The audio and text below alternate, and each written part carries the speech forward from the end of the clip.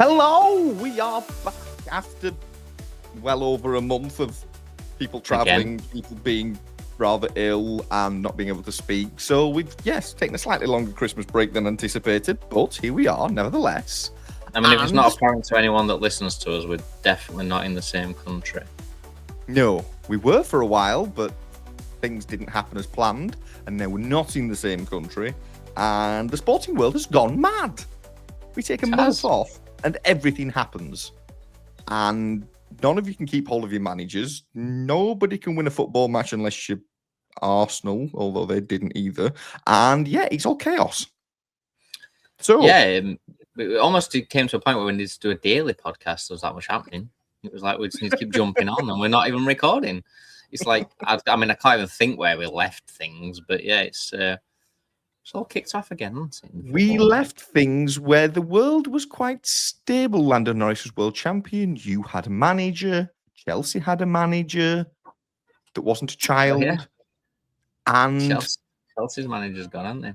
I mean, there's been a bit more, isn't there? I mean, so Amorim's gone.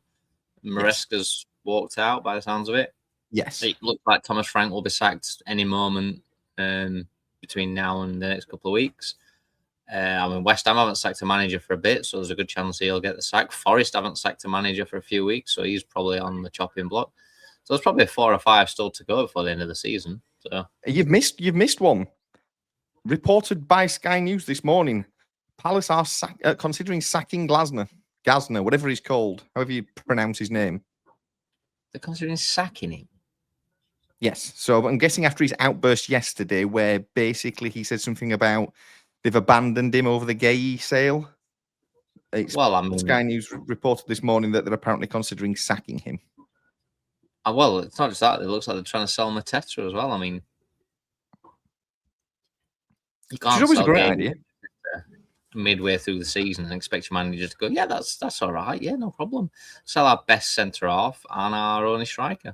Fantastic. Yeah, I'll keep them up. I mean, so it was an hour ago. Crystal Palace considering sacking Oliver Glasner. So that would be, I mean, if Frank got booed off the pitch, fans were chanting, get him out. So that could be 4 managers in 2 or 3 weeks if we're going at this rate. Before we go on to the good part of this, obviously, a Manchester United fan would just sacked our manager. I'm not sure how Tottenham fans think sacking Frank changed anything. Did it change when they sacked any of the previous 4 managers? The only manager that won them anything, they also sacked. I've said this 35,000 times in the 18 months we've done this podcast. Stop sacking your manager and thinking it will change. You've sacked another manager. You brought in one of the best managers in the country, and he still can't win you nothing because you've got a bunch of morons playing for you. If anyone's got Richarlison in the club, you don't deserve to win a trophy. He's a pillock, a useless, mardy, shit pillock. Just change your players and your attitude. Stop sacking managers. If you sack Thomas Frank, who are you going to employ? Genuinely, one of the best young managers in the country.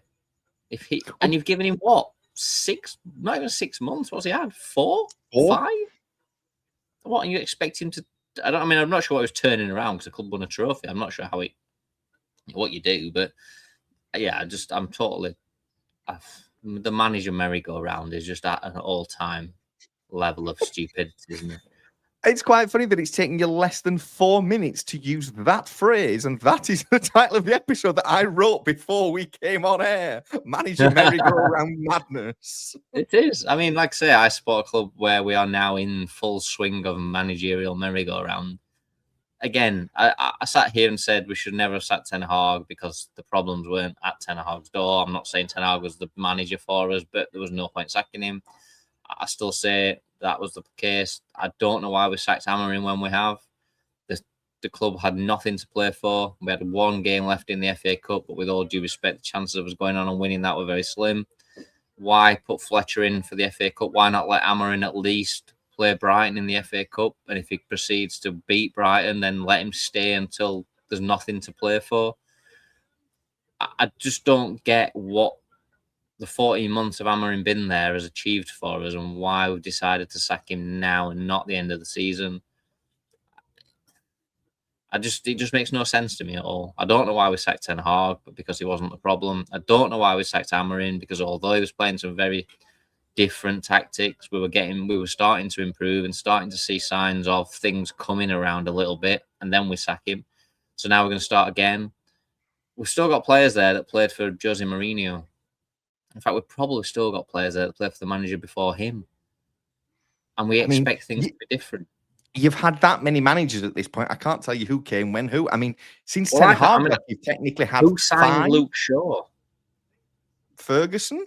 I did think that myself, but I don't think he did he? But he might have been signed under Moyes. He might have been signed under the manager after Moyes, who was Van Gaal, I think. I mean, I don't even fucking know we've had the manager anymore. Luke Shaw, I have no problems with Luke Shaw, but what I'm saying is this is the problem that clubs have. They have players signed by previous managers who aren't part of the plan of the new manager, so they just disregard. And we've got Diego Dallo. I mean, Diego Dallo got Eric Ten Hag sacked for missing an open net against West Ham. He's seen Ten Hag off. He's seen Van Nistelrooy off. He's now seen Amorim off, and he's probably going to see Carrick off because they'll get him sacked soon. I mean, he's the most useless footballer never known to man, and he's still there.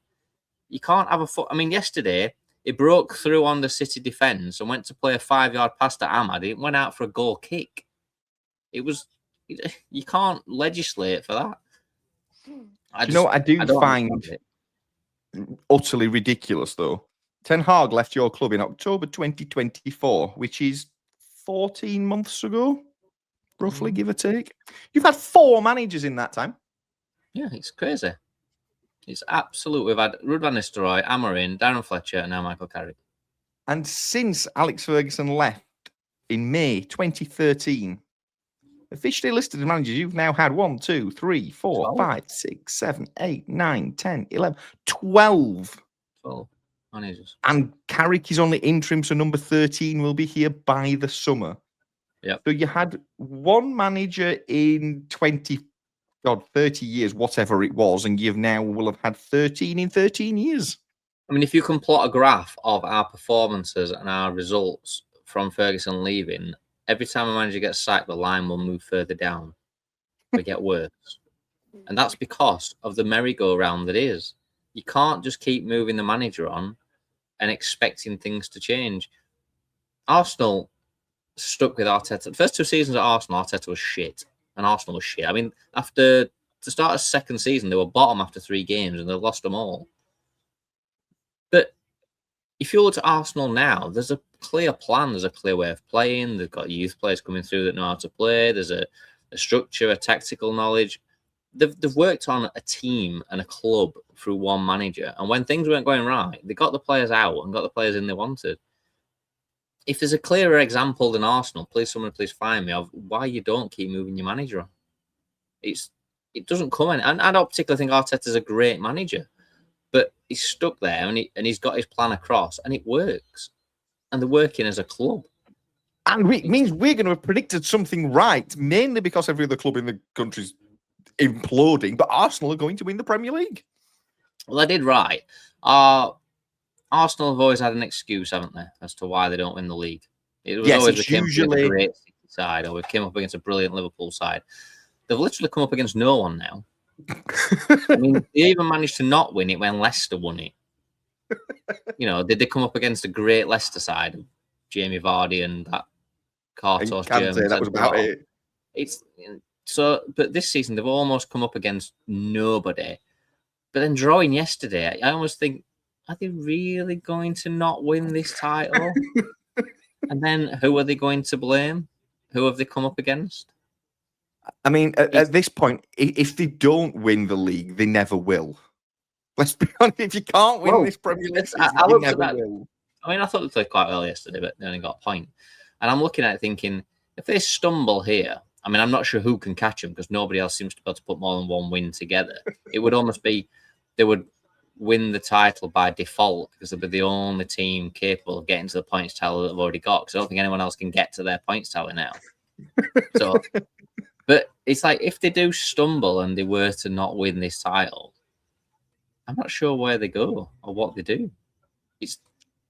You can't sack the manager, can you? Because that's just ludicrous in my opinion. But it's like what is the next step? Because the plan is the building, but what are they building? The Burj Khalifa. It's like this is like the biggest building project ever known to man, and it's like they're really getting to the point now where if they don't win it this season, they can't blame anyone else. They've not come up against a great City side. They've not come up against a great Man United side. They've not come up against a great Liverpool side. They've not come up against a great Leicester side. They're just everyone in the league is shit. And I still feel like Arsenal might not win it somehow. I just look at them and think, don't know. They just don't look like they're feeling it. I just think it's impossible for them not to win it because I do. Like but then again, everybody else is that crumbling. Bad. Yeah. That City can't beat United. United couldn't beat Grimsby. Liverpool made hard work against Barnsley. It's just ridiculous. It's I just can't think of a team that's capable of scoring enough points to even put the pressure on Arsenal at the minute. No, I can't. Because, yesterday, the Manchester derby, Manchester City basically We'll talk about it. Why not? They got battered. Absolutely. What is one of the worst Man United teams in a generation, from what we've seen. But you've scored twice, you've had 3 disallowed, you've hit the post, you've hit the crossbar. The keeper's made at least 3 saves. So I'm getting to the point where you could have scored 10. The keeper was the man of the match, and Bruno Fernandes played 10 out of 10. And the keeper's still the man of their keeper's still the man of the match. We had the 9 best players on the park. Their keeper was better than ours because ours didn't do anything. And we had Diego Dallo, who's not a footballer. He's a farmer's wife. So we had 9 of the best players on the park, other than those 2. And the keeper. If it's not for their goalkeeper, it's a 6-0, 5-0 white drubbing, isn't it? I don't think City have they been outplayed or were they just really, really bad? But whether City were really bad or Man United were really, really good, either way, you can't look at it in any other way that City got annihilated yesterday. Absolutely annihilated. I can't see Pep sitting there and thinking, he made changes, didn't he? And I'm thinking, nothing's changing here. Well, he made changes at half-time, which is unusual. That kind of showed how bad he thought the game was going. He brought on Chekri, whatever you want to call him. Looked a very good player, but did nothing when he came on. And that says to me, how bad were they? Because he came on and I can't remember him doing anything. I can't remember him making a decent pass or having a decent shot or anything. Haaland had the game that I always feared Haaland can have. If they're not dominating and he's not scoring, he's not existent. You're carrying a man. Yes. He had that one chance that Martinez blocked, and that was his moment, weren't it? Where he normally, finds the top corner and everyone says, "Oh, Haaland's brilliant. He scored, so many goals." And listen, he's a goal machine, but you've got to be a very good side to have Haaland in your team because he gives you nothing else. Nothing. No. And how does Harry Maguire miss from there? That's harder to do. It's hard with a head as big as his as well. Yeah. It almost felt like I was texting you at the time when one of them days where City were going to score first. Yeah, and we played Arsenal first game of the season, and not in the same vein because I don't think we were that good as we were yesterday, and Arsenal weren't as bad as City. But you almost came away from the Arsenal game thinking there's just no way that Arsenal have won that, and it kind of felt like that's the way it was going yesterday. That City were going to get the goal. And we were going to come away and probably lose 1-0 or 2-0. And you just think, fuck, we played so well. How have we not won this? But, yeah, we were just relentless yesterday. Like you just said there, if we'd have won 4-0, nobody could have said anything against it. You couldn't have said, it was just unbelievable to watch. And like I said, even the more fact that it was City that totally crumbled, it was quite a watch. Yeah, it was, I know you could say you've got a new manager bounce, which fine, whatever, but nobody saw that. Well, I certainly didn't see that coming. I expected a very typical Man United performance that we've all watched for the last 10 years, that you're just going to kind of struggle. You're not going to create much. You might have a bit of the ball, and eventually City will just turn on the style and the flair, and they'll just pull you apart. But it never happened. It never looked likely to happen. City had a lot of the ball, but it was on low and off. Once they got an hour off, we closed them down, we pressed them. I even liked the tackling. It was a case of get stuck in, like old school, wasn't it?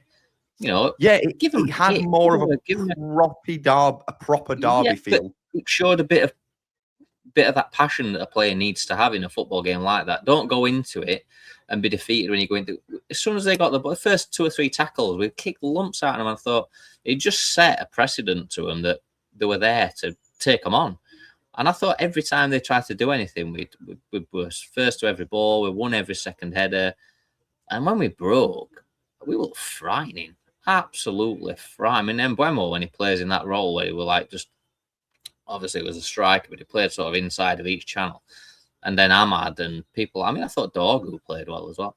It was just, and Bruno was, yeah. I mean, if Amorim never needed a reason not to play Bruno in central midfield, there was the reason, because everything he touched was just unbelievable. I mean, how he didn't get a goal amongst it all in the end is just pure unlucky. But yeah, it was. I think I could only give you one criticism from yesterday, and it is Ahmad. Played very well, gets into a lot of good positions, but I feel at times there's lacking of an end product.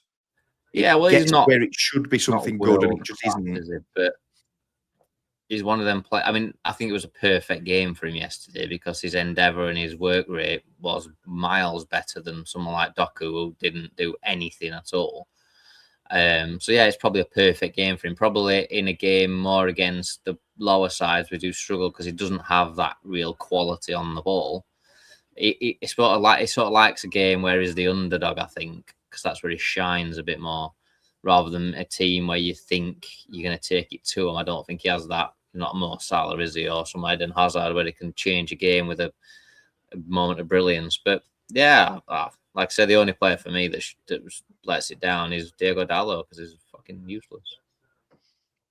And away from the Manchester clubs, just for a moment, Liverpool managed to not beat Burnley, which is an impressive feat. Well done, Liverpool. Oh yeah, I mean the thing with Liverpool they battered them, didn't they? Let's be honest. They gave them a good. I've actually seen it. Yeah, they gave him a really good. When I said battering, not in the same way Man U did. It was more of a, we've got all the ball, we're just going to walk it into your net. But we didn't walk into your net. It was like they were like Arsenal were a few years ago. It was always like trying to score the perfect goal, and you just and then they got desperate at the end, and they were just firing shots from everywhere, left, right, and centre. McAllister blasting into the stand, and also. I mean, that's a big drop off from last season, isn't it? They've gone from being that good to, I mean, a point above Man United. But yeah, I mean, Canate is, and we've had to sack our managers to get there. I mean, that's the madness of it all. And let's be honest, our manager's sacked, and we're a point down Liverpool. And Jurgen Slot, fucking hell, was he? Just combined two people. Just combined 2 people. It's like one of them mix it. Canate is possibly the worst defender in the Premier League. Did you see his? Oh, you've not seen it, have you? He goes to defend coming across the box, and has a shot at his own keeper. Squared on. Just pings it at Alisson. He has to pull off a point blank save. Liverpool look like the sort of team that is going to concede 5 every week, but could also score 5 every week. It's a la like sort of Real Madrid, but without the real quality to it. It's a little bit. I think they were booed at full time as well. I mean, there has been a benefit for everybody that we haven't done this podcast for a month, because nobody's had to listen to me drone on about poor defending and passing it out from the back. But my God. So if I go back a week to the FA Cup, I know Liverpool run out 4-1 winners, but why Szoboszlai backhilling it inside his own 6-yard box? What is he doing? The most pathetic thing you've ever. I mean, it played so well to that point, but it was like if it was almost like I'm invincible. I'm just going to backheel it to my goalkeeper. I mean, I'm not being funny, but he wouldn't have played for me this weekend. Definitely not. And then there are another strange twist. Speaking about your manager being sacked, so last season you finished 17th, 16th, wherever the hell you ended up. We were 15th, Tottenham was 17th. Before yesterday, you were 8th, 9th. So quite a marked improvement. That got him sacked. He's better than last season. But it doesn't matter, does it? It's these tales of grandeur, isn't it? We're Manchester United and we've got to win the league, and if you don't, you get the sack. I just don't understand how a manager can come into that job and not have time to at least see out his contract and see what he can achieve. It's I mean, had he stayed there, all right, we might not have beaten Brighton, but I think we had a better chance with Amorim as manager than we did with Darren Fletcher as manager of beating Brighton. Who's He's never proven actually been the manager of a football club. exactly, and he's proven already. I mean, we beat City. Well, we didn't lose to City in the 3 games we played against them last season. We did lose them to the start of this season, but there was a good chance that Amorim would have got something from the game, maybe only a draw, I don't know. So we'd have still been well up in the league and potentially still in the FA Cup if we were there. I'm not saying I just don't see what we've achieved by moving him on there. It was always like, we'll move him on and this is the only way we stay in the FA Cup. Well, we're out of the FA Cup now, so that's egg on your face, isn't it? It just nothing worked for me. It was just such a poor time to get rid of him and a pointless time to get rid of him. Why not let him play till the end of the season and then get rid of him and bring in your full-time new manager? Why now? It's not like we've got 4 competitions still to play for. We're hanging on into them. We're out of every one. So before we move on from United and move on to Chelsea, because there's some comedy in that, who will be the next permanent Manchester United manager? Bear in mind there might be 4 interims before now and the end of the season, because you never know at Old Trafford. Do we get to the point where we have to start to worry about who wants the job? Nobody. I mean, the only good thing about being Manchester United manager is you're going to get sacked and you're going to get paid off. Yes. You know that you've got 10 million coming, whether you win or you don't win, which again blows my mind that this is even a thing in football, but let's be honest, it is. So you're going to take the job because you're thinking, well, I'll go there for 14 months, maybe 16 months. I'll leave with 10 million. I can retire. I've got a year and a half's work in front of me and I'm done.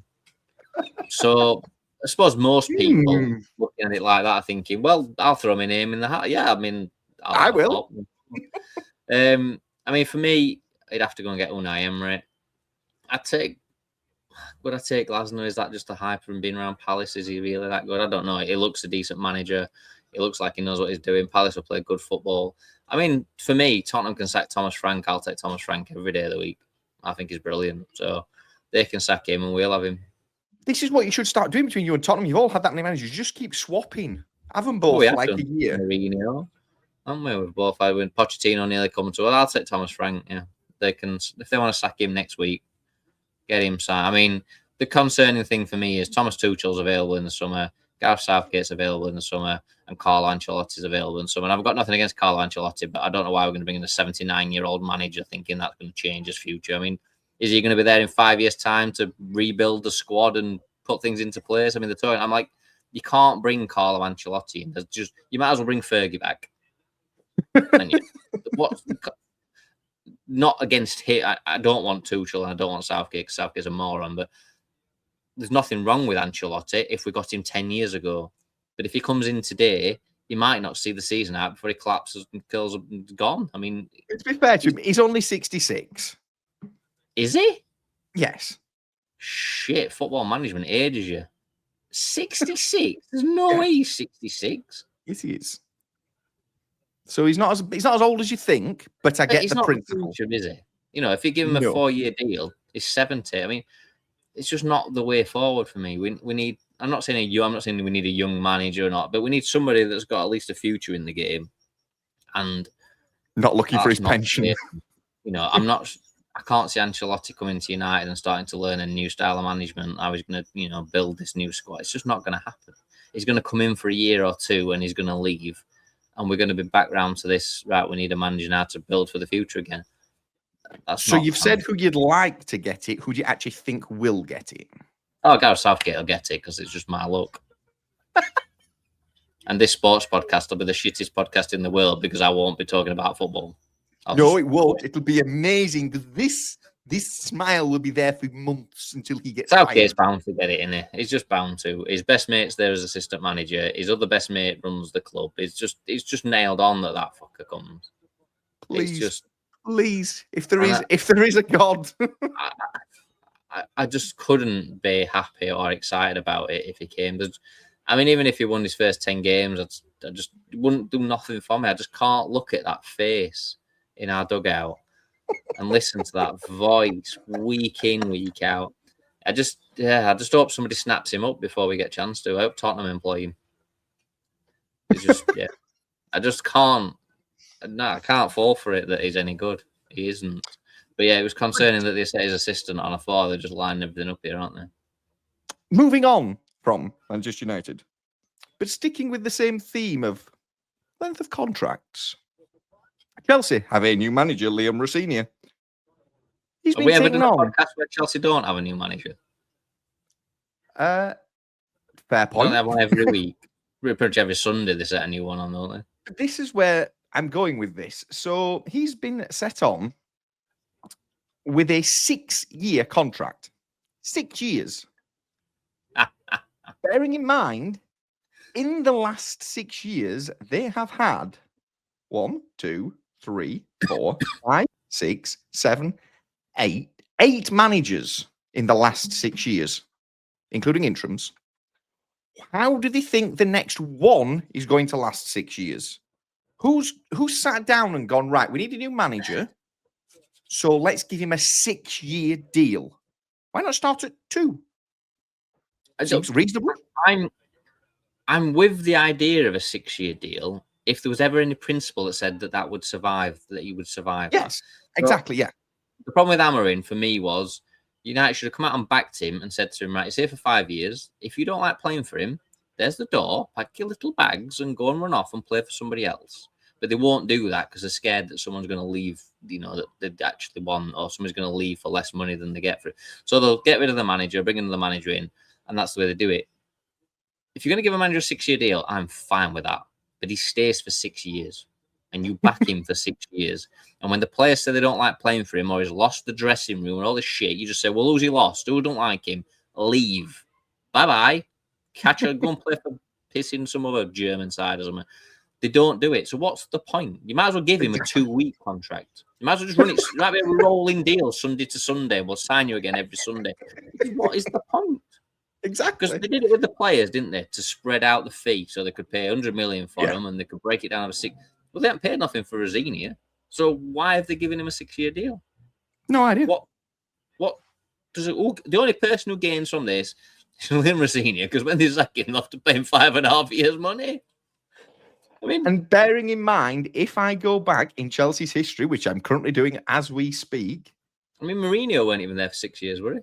They haven't had a manager last 6 years since, and I'm still scrolling, and I'm now back in the 80s. I said Mourinho was their greatest manager ever, and he went there Chelsea's history. There we go.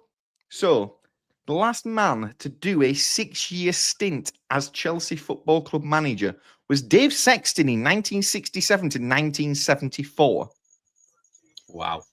That's 52 years ago when that ended. And yet the current owners and board have gone, new manager needs a 6-year deal. I mean, it's not even like they've plucked Pep from City and gone, well, we'll give him a 6 year. I mean, they've gone for a guy that managed at Hull and then has gone to manage in some random country that I'm not aware of and hasn't even been doing that well. Well, I vaguely remember this guy as a footballer. I remember him as a footballer. I'm sure he went to Hull and fell out with, it's not Marinakis that were at Hull, is it? One of them, just fucking footballing gods that come in and buy a club that know fuck all about him. But he went at Besiktas. Where's he? He's just come from somewhere random. So his managerial career, he's the interim manager of Derby County. He was then did just under 2 years at Hull City. He's then done just over 18 months to 2 years at Strasbourg in France. That's it. And he now, out of nowhere, has a 6-year deal at Chelsea. That's what I'm saying. It's literally like they've pinned the tail on the donkey. Oh, Liam Rossini. Sign him 6 years. I mean, to bring a manager in like that, and I understand that length of contracts can affect, maybe not so much now because footballers are just pricks anyway, aren't they? But you used to think, oh, he's only got a year left on his contract. If I don't like him, I'll just sit it out. I'll be a bit of a knobhead and he'll leave. So I get that you've got to give him some sort of contract to back up, his stature at the club. But why not just give him a 2-year deal? And at the end of the first year, if things are looking good, then give him a 4-year deal on top of that. Why go in 6 years? I mean, who picked the number, by the way? Why 6? I mean, normal contracts are 3 years for a manager. Where did we get to 6? Did they go 4, 5, 7? No, 6 sounds about right. That's because we often employ managers for that long. I mean, they don't even keep players for 6 years. Exactly. They And turn there's players no over at a rate of knots. It's unbelievable, Chelsea. I mean, the only thing they've had for 6 years is the stadium, and that's only because they can't find anywhere to build another one. It's probably sold mental. it to themselves twice in that time, but that's It's another just story. crazy, isn't it? That I mean, how are they so high up the table, and why don't they have a sponsor? I can't trust a club that's got no name on front of the shirt. I mean, every football team has, from time begins, has had a sponsor in the middle of the shirt. And Chelsea, the biggest club in the world, with all these multi-billionaires around the club, can't pull a shirt sponsor together. Sounds a bit suspect to me. You're not telling me that all these multi-billionaires that run Chelsea can't ring a mate up and say, "Do you fancy sponsoring us?" You know, even our local football team here has got a local sponsor from a local shop. You know, sure they could have rung Betty's Cafe up and said, "Do you fancy sponsoring?" And they could have had something on from this year. I mean, they've got nothing. I don't get it. It just doesn't make no sense. So apparently, according to Google, Chelsea does not have a front of shirt sponsor, primarily because the owners are holding out for a record-breaking deal worth £60 million a year, rejecting anything lower than this. So basically, it's pay us what we want, or we're not going to bother, and get nothing. But then remove off that £60 million a year the fact that for the last 18 months you've had no money coming in, and you could have been having 35 million a year. That deals. I mean, these are billionaires, so they're obviously a lot cleverer than me, but the numbers don't number to me. The maths ain't adding up, have they? Because the 35 million in the hole already, if they do another 18 months, there'll be 70 in the hole. And when are they going to make that back from getting a record kit deal? They're going to always be out of pocket. And who the fuck will sponsor in Chelsea that for 60 time, million? they'll have also sacked 4 managers, which will cost them a lot of money. It's just, I mean, at least if they've got a kit deal, they can afford to sack Rossini next week. But yeah, when I saw that, I was like, how have we got to a 6-year deal? I mean, yeah, you just can't take football serious anymore, can you? That's the thing. You just can't take it serious. no. Tottenham win a trophy, they sack the manager. Man United start to improve and start to look better, they sack the manager. Chelsea constantly sack the manager and sign every player that's on the planet. It's just unbelievably just gone, hasn't it? Totally gone. You know, Pep's complaining that he's got no players, and then he just goes out and buys 2. I mean, spent 20-odd million on Gahey, and who did he buy over there? They bought Semenyo from Bournemouth. Oh, Semenyo from Bournemouth, yeah. To go and buy 2 best players in the league, just like that. You know, like you've gone out and bought a bag of chicken for your tea. It's just crack. It's just absolutely bonkers, isn't it? Yeah, it's on another planet of crazy at the minute. And I don't find the games in a particularly good spot right now. A lot of the matches are not particularly entertaining to watch. There's more comedy off the field than entertainment on it. Players are banded around and millions and hundreds of millions of pounds just thrown at sacking managers just for the sake of it, because why not? We've got no better to do on a Tuesday afternoon, so we'll just throw some money at a manager. And it's just, I don't know. The enjoyment of football is not what it was, in my opinion, in its current state. And you know, when it was enjoyable, during the FA Cup, when we couldn't have VAR, because that's the most turgid thing to go into football, and watching Macclesfield beat Crystal Palace, that's when it's great. Or Barnsley give a good account of themselves against Liverpool. Stuff like that. But it was just pure football, wasn't it? Actually, I watched Macclesfield Palace, and it's like, it's just pure football. It doesn't matter how much you're earning, because none of them gave a fuck about Palace. They just got stuck into them, battered them, come away from the game, you know, absolute load in it, and we didn't have to worry about VAR getting involved. Whether it was right or wrong, I don't care. Just back to pure football on a, you know, shitty little pitch with some little stands on end of it. Absolutely brilliant. Yeah. And yes, I know we probably sound like dinosaurs at this point, but it's just the game isn't what it was, or the sport isn't what it was, should I say. No, but it's been ruined by the money men that have got involved and tried to make it better. And made it infinitely worse. I mean, again, I know I've said this before on here, but how is VAR not involved but then comes in later on? I mean, it does that in the FA Cup, but that's still not as egregious as the Championship playoffs, where we just go, in the final, there we go, VAR appears no apparent reason that nobody ever asked for. So we have it in don't have it in round 3 or 4, but in round 5, we suddenly get VAR. And I'm like, you can't play a competition with 2 different sets of rules. You just can't. It's like playing 5-day cricket game, and then on day 3 we just change rules. It's just not. That's not right, is it? It's either in or it's not in. And if it can't be in, that's brilliant. Just get rid of it. Something else that's not right that really, really got on my nerves this week. So we're apparently going to change the offside rule again. It's the Wenger input. Yes. Now, there's a lot of people that say it's great for the game. It'll get rid of all these controversies. It'll favour the attackers. And to say this as clearly and as plainly as I can, it will do nothing. All it will do is move the line from there to the side. There. Exactly. It doesn't change anything. It just moves the point of controversy. Yeah. He's not offside by a toe. Now he's going to be onside by a toe. We just moved offside by a heel instead. Back 2.5 foot to the other side of his body. It's done nothing. No, exactly. And it's like, well, there's got to be clear daylight. Well, there's always clear daylight between 2 players unless you both stood perfectly in a line. I mean, if you've got 2 players like that, there'll be daylight between their arms, there'll be daylight between the legs, there'll be daylight around the... I mean, there's daylight all the time. When do we call clear daylight? And then if it's dark and we can't see clear daylight, what do we do? And then, but how do you measure clear daylight? So is it the first pixel, or has it got to be? How are they going to draw the lines? Because they're thicker than daylight. At the end of his most extreme point, and then a line at his most receded point. And if the lines touch, does it matter what pixel size they've used on the lines? Whether they're drawn it in biro or felt tip? I mean, can't we just go back to, if any part of you is in front of the defender, you're offside. Yeah, let's not worry about with, because people say, well, you can't be offside by your arm, you can't score with your arm. But I can if I hold defender off with this arm while I tap it into the net, can't I? I've used that arm to hold him off and I've scored. So it's part of me. It's part of my anatomy to score a goal. So if I'm offside by an arm, I'm offside.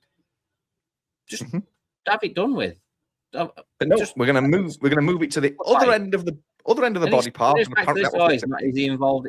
Let's just go back to basics. If you're in front of the ball, if you're in front of the defender and the ball's played forward, whether you stood in the corner flag or what, you're just offside. It's just simple. We don't need to judge whether you were in his eye line or whether it's somewhere in his eyes or whether it's, the moon of the Chinaman. Just be offside. And let's just blow a whistle, play the game. It just works. Like I said, just going back to watching the FA Cup, it was like, this is what football used to be like, where we actually could celebrate a goal without thinking, where's that man? There's a man in a box somewhere going to fuck this up, innit? He's just going to ruin our day. Well, it was like yesterday. I know we're going back to the Man United game again, and I apologise, but one of the goals you scored, he flagged it offside about a minute later. I mean, Bruno scored, looked at the linesman, went away and celebrated, and the linesman went offside. And I'm like, what happened? Because he's obviously seen it. Yep. And he's thought onside or offside. What happened in that sort of 8 seconds where he decided that it was suddenly offside? I don't know how. It's an instant thing, isn't it? Offside. It's not an opinionated thing. You either was offside or you was not offside. How did he change his mind? I mean, the decision's irrelevant anyway because the VAR would have ruled it off. But I just don't understand the linesman's part in it. It was bizarre. The bit I don't get is, I understand these days they leave it to run so VAR can look at it. But as soon as the ball hits the net, if you're thinking it's offside, the flag goes straight up. Yeah. But we waited, he ran off, he looked at you, he ran off again, he celebrated, he turned around and then he went, offside. Like, I just can't. It's like he was waiting. Was it loading? How much could he embarrass Bruno? Like, wait, got him. And like I say, it would have got called offside anyway because VAR got involved. So if you're the linesman, just keep your flag down. You've made your choice.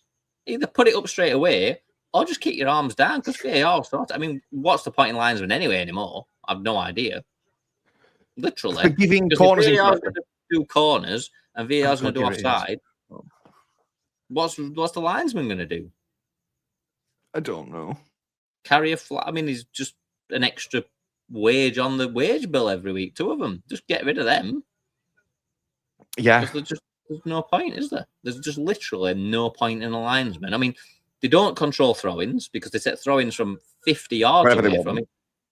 it's funny how we get a free kick and we draw a little circle around it. They get a throw in and they just walk down line, and the referee says stop there. So he walks back 3 paces, then walks 10 further.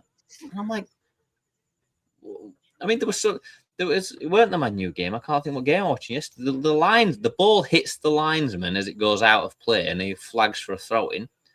The guy runs up the thing, picks the ball up from the next cone, and he must be 15 yards away from the linesman when he throws it in. And I'm like, it's hit the linesman. It's quite clear where we take it from, where the guy with the flag stood. And he just runs up and throws one down there. But it's like all the players are congregated in that area where the ball went out, and he just fucking threw it past them all. It was just, I was like, and that was the other thing with this delay in the, and I noticed it. I don't know if I've never noticed it before, but I noticed it yesterday.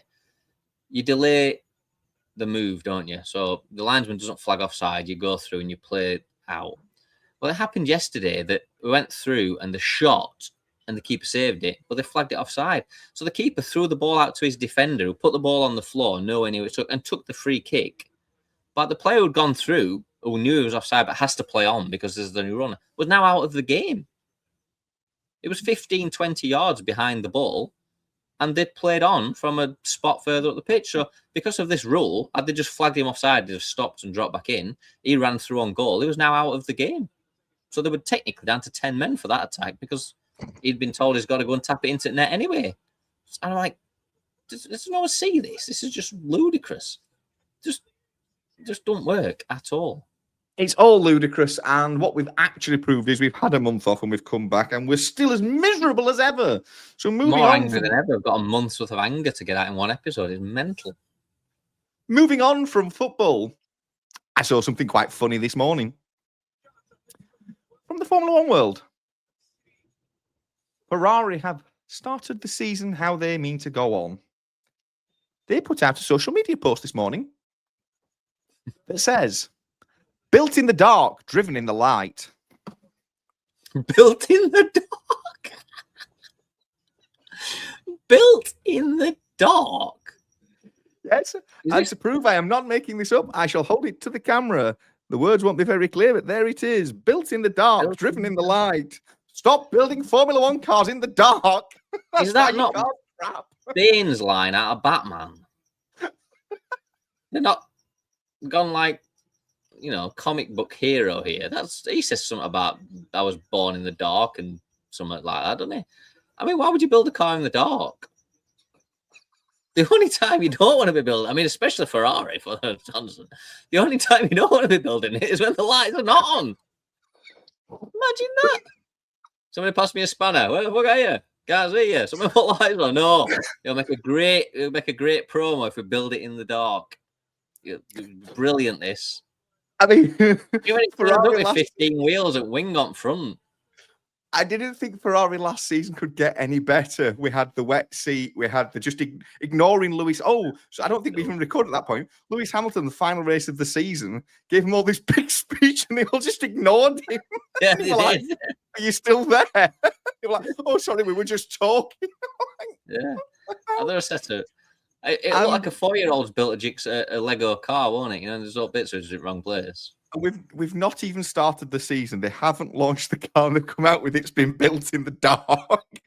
So when we get to Bahrain or Australia, the first race of the season, and they're last, I'm going to send that back to them and go, that's your problem. Do you think it just doesn't translate? You know, if you said that in Italian, is it some like really profound saying? And when you say it in English, it's just possibly ridiculous. I mean, there's just no way someone at Ferrari, one of the most renowned car companies in the world, makes some of the greatest road cars ever known, have allowed a guy to release a statement saying we've built the car in the dark to race it in the light. Ironically, the first race will probably be at night under the light. It's just somebody's not signed off on that, have they? And gone, yeah, that sounds like a really good thing to say. That, yeah. You know, in Italian, it probably sounds really amazing. Just no one translated it to English before they released the press conference, did they? And then when it's come out, they've gone, that doesn't sound good, does it? I mean, if you ever look at Ferrari's social media throughout the season, they have some crackers. One of them, I think it was either last season or the season before, they put out a big post going pole to podium, like it was some impressive feat when they come backwards. Podium. And First then to third. Well done, boys. And then one last year, they put out that they've got the maximum points out the weekend when they finished 5th and 6th. Now that's building in the dark, racing in the light. And bear in mind, John Elkin before Christmas said they'd got the best teams doing the best job, and it was the drivers that just need to shut up. Well, no, if you're building your car in the dark, that's a problem.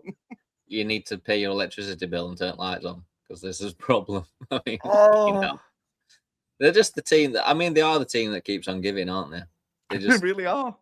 They've literally been away for 6 weeks and come back with this crap. It's absolutely brilliant. I mean, you just beggars belief when you see the car what's actually going to happen to it.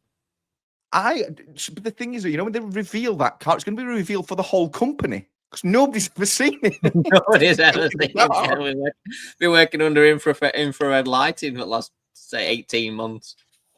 They'll be coming out. They'll have sunglasses on because the light will be that bright. They'll pupils have dilated that much they can't see. No, it's just. I mean, honestly, I'm expecting Batman and Bane to be there for release instead of Lewis Hamilton and Charles Leclerc. It's just madness, isn't it?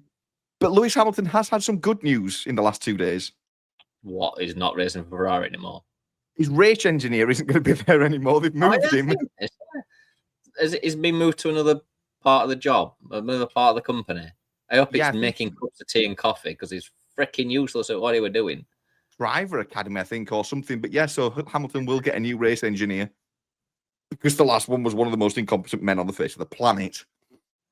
Yeah, again, either that or just couldn't translate Italian to English. So just said the word, literally, like us trying to speak Italian, just saying the words that it translated to, didn't they? Just word for word said exactly what it meant in Italian. It just didn't work. I can't give him that excuse because all radio communications in Formula One are always done in English. Always. So he's always done it in English. So English isn't all of a sudden a new thing to him because he's got an English driver. When he spoke to Sainz, it had to be in English. It's just law of Formula One. So he's just an idiot then. So he's just useless. Sorry, he's just hopeless. Yeah, and the Ferrari social media is hopeless. And the Ferrari suspension is usually hopeless. And the engine, they're not quite sure if it's going to be hopeless or not. Well, I mean, Ferrari managed to put the only engine they make that's shit in their Formula One car, don't they? Why would they put some of them out the road cars in that are actually some good? Mercedes apparently have the best engine, but according to Johnny Herbert, had a problem. But as soon as they put it in the car, it doesn't turn on. So when was it the best engine? On the dyno. When it wasn't actually an engine, then it was just a bag of hot air. Only what Johnny Herbert says, but every time they put it in the car, it doesn't work. Well, I'm not an engineer, but maybe they need to plug it in or put some power. Maybe they've got it plugged into electricity that Ferrari are using and it's not coming on. I am so glad Formula One is back because literally we've not even launched all the liveries yet, and it's just brilliant. We've got cars that don't work. We've got cars that have been built in the dark. So when's everyone else launching the colours? I mean, this still blows my mind. Can I just say that we don't launch the cars, we just launch some colours over the next week? I mean, it's like doing a football kit launch, but not launching the kit. Just say, "Oh, Man United's kit, it'll be red." Oh, fantastic! Well, I mean, I just don't get it. Why is this a thing? Why are we just launching paint? Well, this year even more so because there's a behind closed doors test. So they're not going to want to show anybody the car because nobody's seen the car. So we've got to go to that next, I don't know what date it is. We've got to do that next week. So 26th to the 30th is the behind closed doors test that basically is... Ferrari an advantage then if it's behind closed doors. Can they turn lights off and run in dark? Well, based on the fact that Ferrari have never seen their car, Mercedes car doesn't turn on. I can see why it's now behind closed doors. Because Red Bull Klein said they're so far behind because they've got a Ford engine. I mean, of all the engines in the world, why put a Ford in it? I mean, as long as it's not a wet belt, because then that's just going to blow up instantly. I mean, if you're gonna go to any engine manufacturer in the world, why would you go to Ford? They're not making anything good. I did see a positive from coming out of Formula One team this morning. Audi are apparently the first team to say that they've reached the minimum weight limit. So they believe they're going to be where they need to be from the start of the season. Not got a fucking engine in it, like, but it's light. Brilliant. Yes. It's been very light and very not moving. If I'm a Formula One team, I kind of think that's not my first target. I need a good engine and a good aero package, and then I'll work on getting the weight down. If I've targeted just making a light car, I mean, I'm not being funny. I can make you a light car. It will be rubbish at Formula One, but it won't weigh anything. I mean, kind of gone about the one bit that you kind of don't need to attack early on, I think. You know, if you're going to come out as aero package is brilliant, or we've got a really strong engine, then yeah. You're just going to come out and say, well, this car's light. Well, fantastic. Is it any good? No, just doesn't weigh anything. No. Fresh air's light, but it's not going to win the Formula One titles, is it? I just don't. That's not filling me with much confidence. So Audi's car might be light, but crap. Ferrari's car nobody's ever seen. Will be crap. Mercedes' car doesn't turn on. Red Bull has used Ford, so that could be a Fiesta. That'll just be rubbish. So basically, Haas are going to win. Yeah, it's a typical silly season, and we're all coming out with these ridiculous things, and then everyone will go. I mean, it's just a lottery again this season, isn't it? Because it's all new regulations, and there's a massive field spread in the first race. Well, if rumours are to be believed, who were it that couldn't do the pit stops last season? It was Sauber 2 seasons ago. Well, 95-second pit stops. I mean. It's not like but then Mercedes' engine, apparently, when it works, they think has got a 4/10 advantage because they've done something with the compression ratio within the engine. So anybody running Mercedes should have a massive advantage, and potentially Red Bull. But the Mercedes engine doesn't switch on. So it can be as good of an engine. Mercedes engine doesn't switch on. Obviously, McLaren run a Mercedes engine. Now, they got no engines either. No, it's just in the Mercedes. And again, this is all just rumours and speculation, but the rumour is Mercedes, when they mount the engine into the car, nothing happens. No problem. It's quite a large problem, isn't it? I have got one solution. Have you put fuel in it? You're saying, well, not without fuel. I mean, if you've got to run around with a generator strapped to the back of a car just to keep engine going, it's kind of defeating the object of being aerodynamic, isn't it? You know? We've got to have it plugged in. We're going to have them rails up that they have on trams so you can go around and generate a bumper car. How have you got to the point at Mercedes where you built an engine that doesn't work? I mean, surely you just used last season's and changed the bits you needed to change? I don't know. I know why. They built it in the dark. Maybe they have. Maybe it's like one of these new trends that's caught on. It's like a TikTok trend and everyone's building shit in the dark. It's for net zero. We're saving the polar bears. So we're going to build in the dark. Turning the lights on. Brilliant. Yeah, China are burning through fossil fuels at 1 billion tons a day, but we've got no lights on it factory anymore, so we're winning. Yep. So there we go. Well, so we've played everything.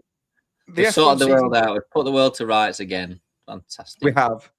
I very much enjoy talking about Formula One and the nonsense that will be in a week's time. Football's still just ridiculous. And yes, so for anybody who's actually come back to join us after a month, thank you very, very much. We greatly appreciate it. We'll try and get back into doing this more than 3 times a year or whatever it felt like it's been. But if you have enjoyed what you've watched and heard, please do like and subscribe across Spotify, Apple Podcasts, YouTube, and some other places where people do social media things. And until then, we shall be back with you probably next week, maybe the week after, maybe in the summer. If we're allowed to put the lights on. Yes, because I have used 4 light bulbs today, so I'm now in trouble with all the polar bears in the world. So, on such a crushing disappointment and a terrible way to end, thank you very much for watching, listening, and putting up with us. We will speak to you all again very, very soon.